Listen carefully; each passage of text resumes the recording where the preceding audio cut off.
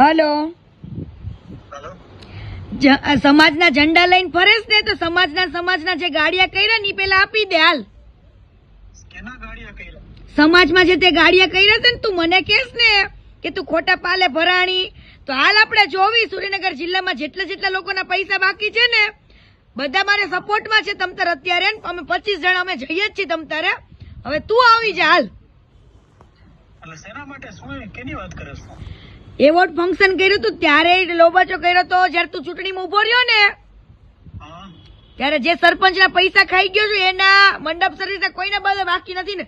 કેટલા જણા ને તો ઓડિયો વિડીયો બનાવીને મારામાં લે. હાલ મૂકો અત્યારે. હાલ, જોઈ લા સ્ટોરી.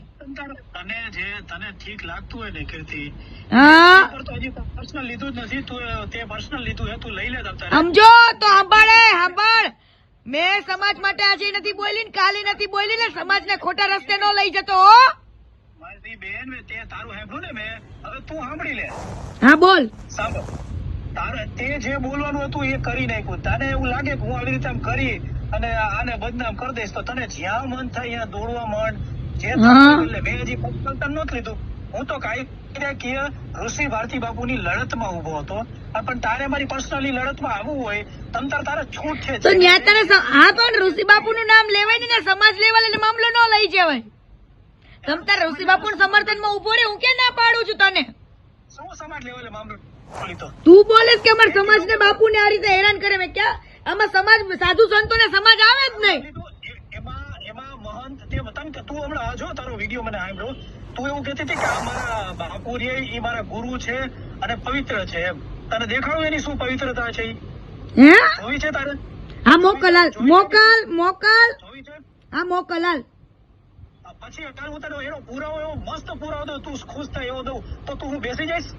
એમ ના, તું બાપુ માટે ગમે એવી છોકરીઓને એમ કે આ રીતે વિડીયો બને તો હું ઋષિ બાપુ માટે ગમે એવું કહી દઉં. હાલ, અરે બાપુ ને તું શરમ વિડીયો પ્રૂફ સમજો. પ્રૂફ મને પાકા પાયે જોઈ. બાકી કોઈ બોલશે ને કોઈ કહેશે ને તેવું પ્રૂફ મને ન હાલે.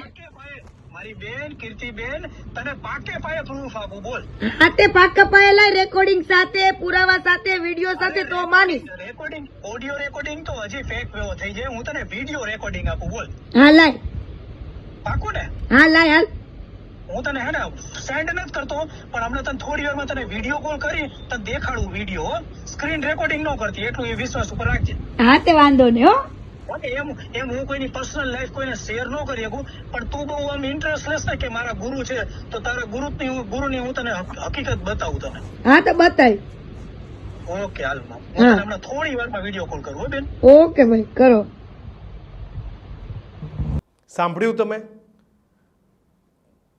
જે રીતે કીર્તિ પટેલ સામે આજે હરિહરાનંદ ના જે સમર્થક છે કીર્તિ પટેલ, તેમની સામે જે ઋષિ ભારતીના સમર્થક છે તેમને દ્વારા જે દાવો કરવામાં આવ્યો કે તમને હું પ્રૂફ આપીશ, તમને વિડીયો પ્રૂફ આપીશ, તમે જોઈ લેજો એમના કેવા પ્રકારના કામ છે હરિહરાનંદના, હું તમને વિડીયો પ્રૂફ આપીશ. આવી બધી વાતો એ એમના દ્વારા કીર્તિ પટેલ સામે કરવામાં આવી હતી.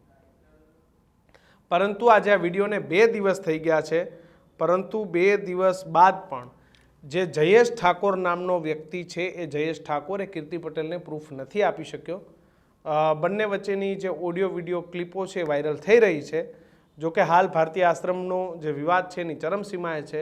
ઋષિ ભારતી સાચા કે હરિહરાનંદ સાચા, તેને લઈને માથાકૂટ ચાલી રહી છે અને એમાં આમને સામને સમર્થકો આવી રહ્યા છે. કીર્તિ પટેલને ચેલેન્જ આપ્યાને આજે 2 દિવસ થયા, પરંતુ 2 દિવસ બાદ પણ જયેશ ઠાકોરનો વિડીયો સામે નથી આવ્યો.